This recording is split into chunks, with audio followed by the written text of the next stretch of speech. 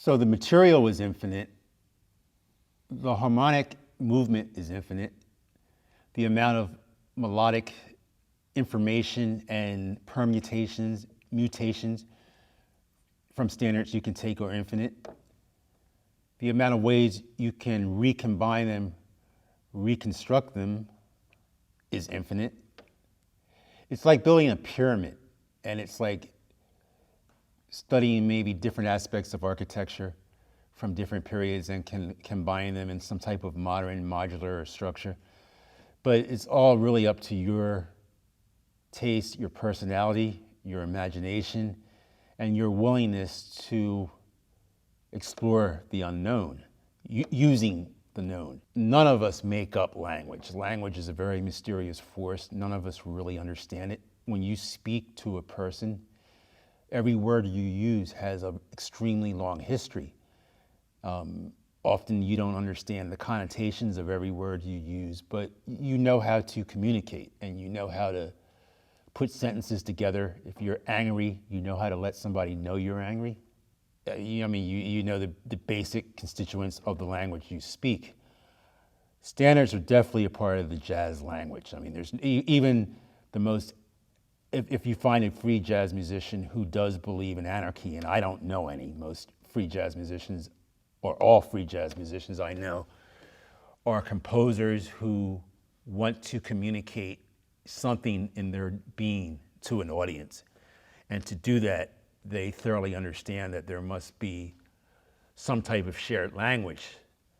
It doesn't often constitute a standard, but it constitutes the basics of music communication, because you can never get away from the basics, whether it's some type of way of looking at harmony, albeit it might be an extremely expanded way, or some type of way of looking at melody, or some type of way of looking at swing, whether you define that as pulse that's not within 4/4, or some type of 4/4, or some type of explosive breaking of the 4/4. So what I'm trying to say is the basics of music communication cannot be escaped.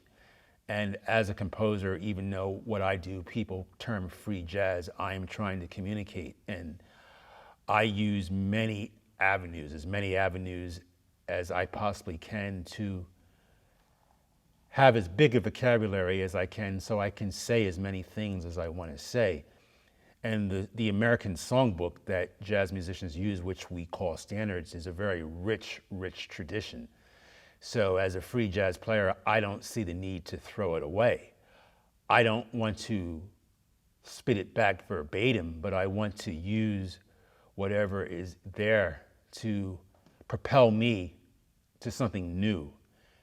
So therefore, within the practice of my art, we use the great tradition of the American songbook to gather information and to find things that have been said that we could maybe explode and say them in a different way. But why throw away something that has such resonance and such value within it?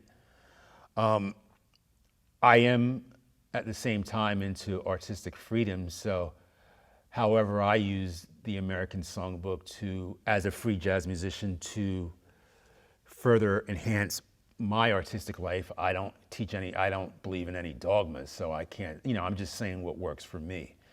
And within my practice routine, practicing standards, exploding them, looking for something new, has been something that's been very valuable for my music development.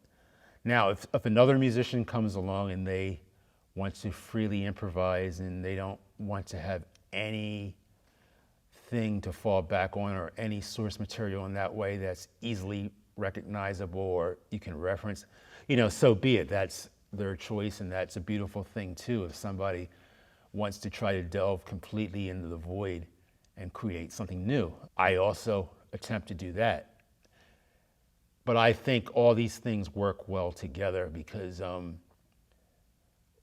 language is language, and it's out here somewhere. None of us own it. None of us control it.